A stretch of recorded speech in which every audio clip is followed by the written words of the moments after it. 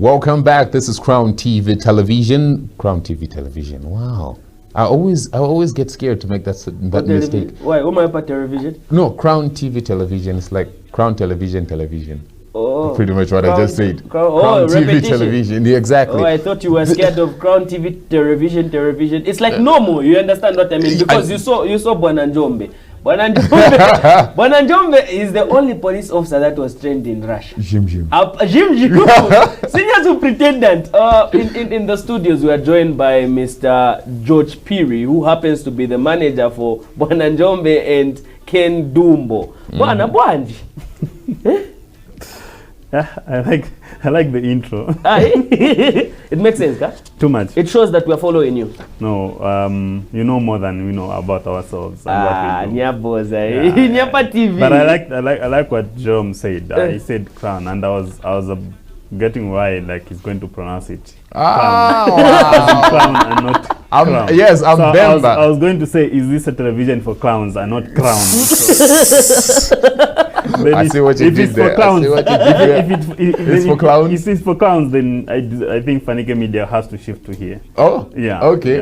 So people can be laughing. That was a good one. That's a good one. I like that. Welcome to this breakfast show, Friday edition. Mr. Piri George. Sounds so formal. Why not call me Braji? No, come on, you're killing my vibe. I was getting there. It's makes me feel too formal. Before we even continued, you were telling us about how you want to feature in the movie. We have to be formal. They need to know you. Oh, interesting. Maybe formal. Who knows? I might just win a contract and some guys from Fanike Media might feature in the Bwananjombe as a guard.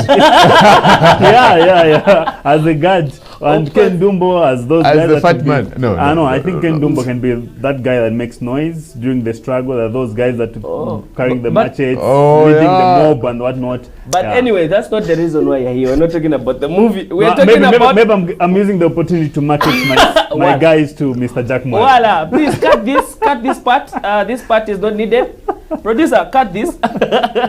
Welcome, Mr. Braji, we call him Braji. This is the famous man that you're seeing right now. I've made it in life.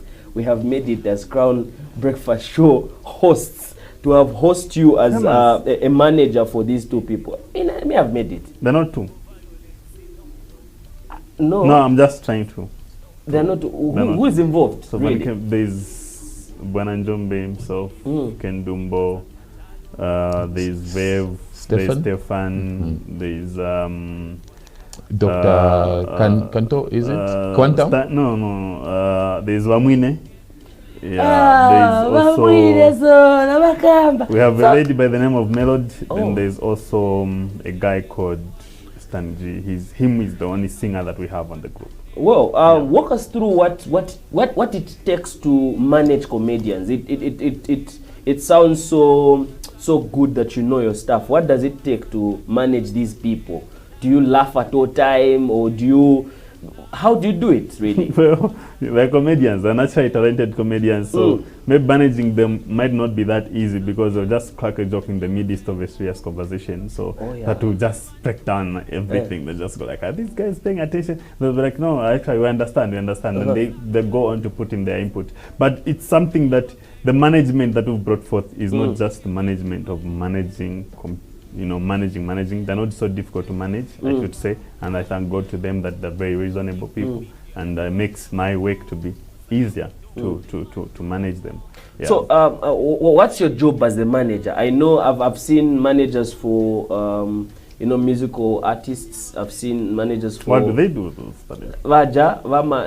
Sign up contract. Yeah, so I would really want to know what it's practically the same. The same. Yeah, it's practically the same. I have to look at the commercial side of the artist because as Fanike Media, we're not just into this entertainment industry. We call it the entertainment business.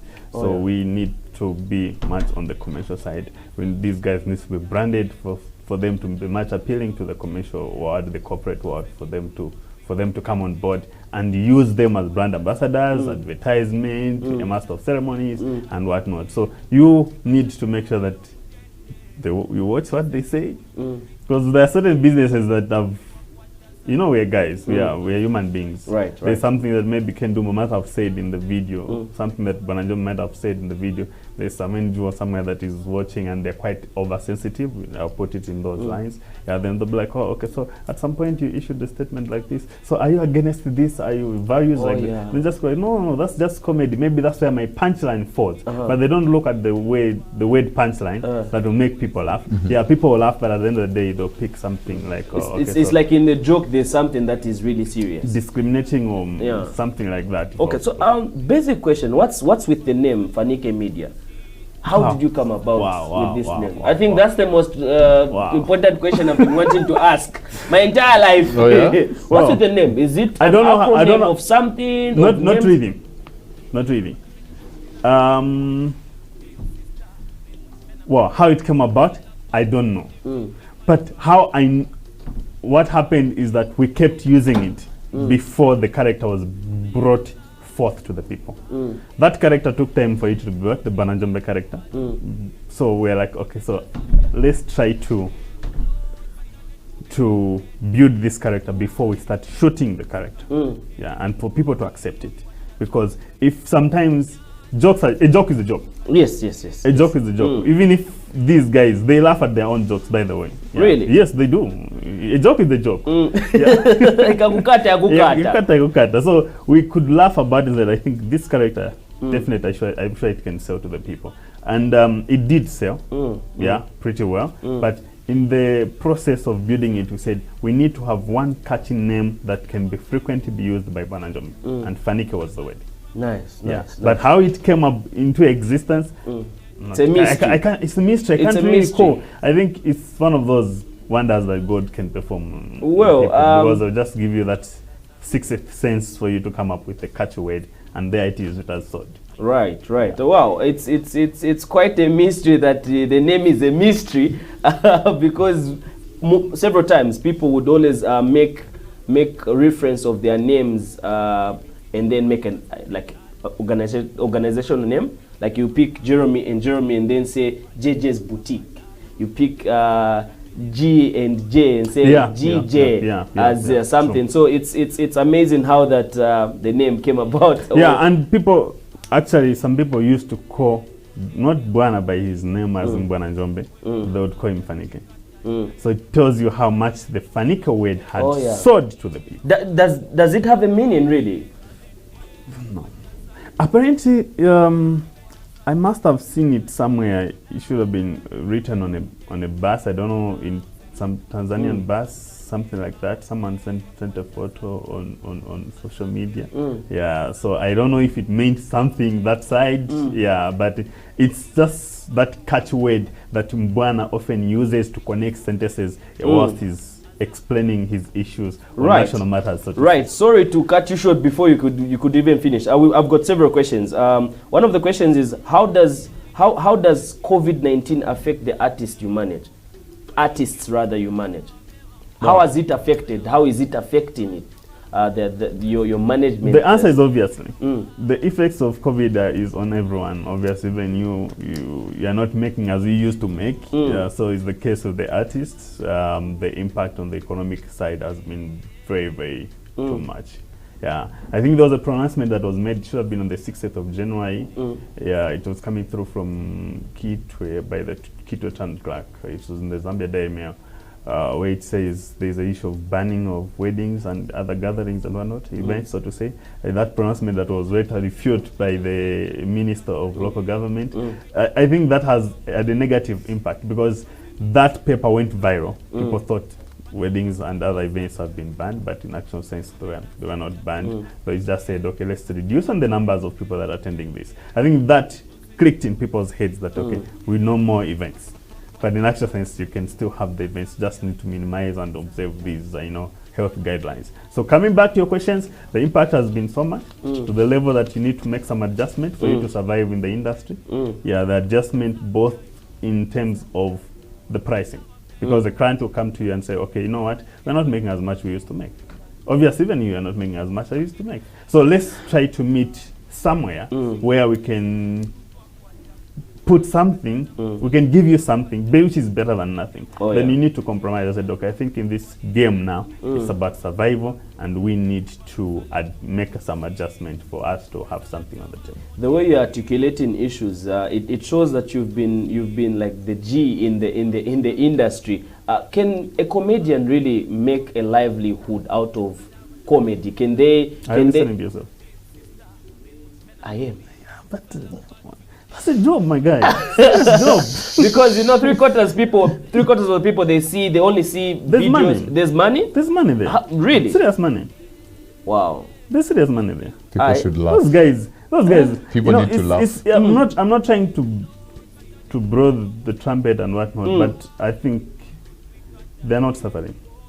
Yeah, they're not suffering. So okay. They are managing. They're not too comfortable because we don't want them to be complacent. I think they're managing. Well, if there's money, of course, what does it take really for one to grow the business of comedy in order for them to hit the market that you people are hitting? Because we've got people out there that would want to be part of an industry that is growing.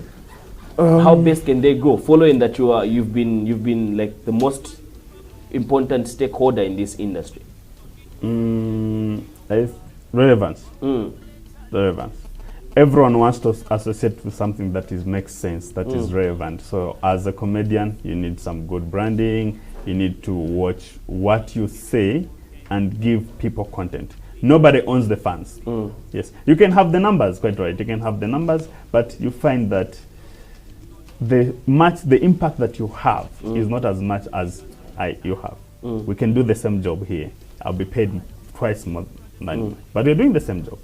Why? Maybe it's because of how I've branded myself, how I present myself, how I'm being managed, because in business, you always get what you negotiate for. So depending on how your manager gets to negotiate and whatnot. So you find that the artists, they need to have proper guidance and management for them to succeed. So because you find that you can have everything on your side, but if you're not properly managed, the talent will be going to waste. So in short, you become famous.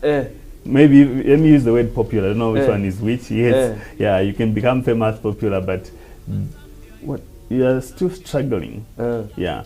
Then you end up being frustrated because the two are not matching. So it then follows that it's important to have managers as artists, because managers play an important role. On average basis, how much does your comedian make? How much is your salary? Me? Me, I make by salary, I mean here? Like I've said earlier, there are people that are not suffering. They are comfortable, at least. They are managing. Managing, I think, is the right word that I should use. Yeah, so I might not disclose how much exactly they are making, but just know that they're making enough to put food on the table and have decent meals. On percentage level, of course, when you hit percentage, you would always, looking at the Covid-19, prior to the Covid-19, probably there was a certain percentage that the comedians were making, and following that, we've got Covid-19 now, has reduced by 25%. 25%. Yeah, that's a huge percentage. And 25% is a huge amount. It's a huge amount. If you are talking about 10,000, then you are talking about them now making maybe something like 7.5, which is not good. So the impact has been too much. So you have to compromise for you to survive in the game, but always remain relevant. Give good content, because people need to get good content for them to appreciate your art. Plan before you go on set. You don't just wake up and be simple because you've got a smartphone, you can make a video. No? Because there are certain videos when someone will ask me, so at what point are we supposed to laugh? You know, like you've made a video, then someone is asking, at what point are we supposed to laugh again? Maybe I must have missed, let me watch it again. So you need to make sure that you make the content quite good even before you post it. Yeah, that way it becomes appealing to the corporate world.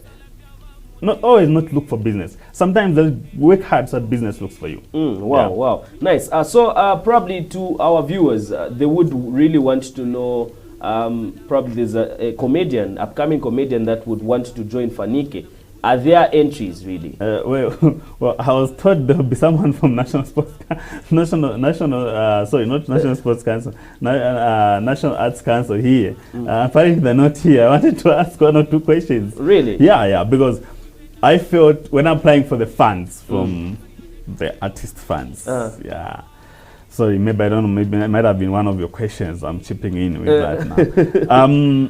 I thought maybe we'll be one of those people that will be empowered so that we can maximize Fanike Media.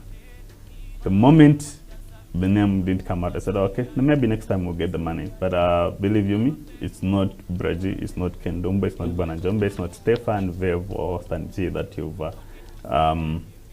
you've denied this opportunity. I feel like there's someone else that wants to be part and parcel of this crew, but because we've got limited resources, we cannot keep on recruiting more people. So based on that, it becomes very, very difficult for us to get more people on board. Managing one artist is very difficult. Already I've got about 6, 7. Wow. I'm not Walakalandanya or these other big guns in the game. Yeah, but we are trying our level best within what we have to make sure that we give people something good. Well, but we only wished that next time we can be considered once we apply for such funds. We only wish and pray that you be considered. Well, Amen. Thank you very much, Braji. It was a pleasure having you here, having to host you on this breakfast show. Thank you very much. And congratulations. I think I have to say congratulations to Crown for being one of the television stations and coming on board to give people information, entertainment, as well as some good education. We only wish and hope we hope and wish you the very best as you embark on this great journey. Thank you very much. And remember, we don't just become, it's a process. And you have to trust and respect that process to get to the top. We don't just become. One of the most famous quotes that I've ever read. You don't just become. It starts from somewhere. So become better every day. Practice. We will practice at becoming better every day because royalty resides here. See you on the other side. Let's go for a commercial break.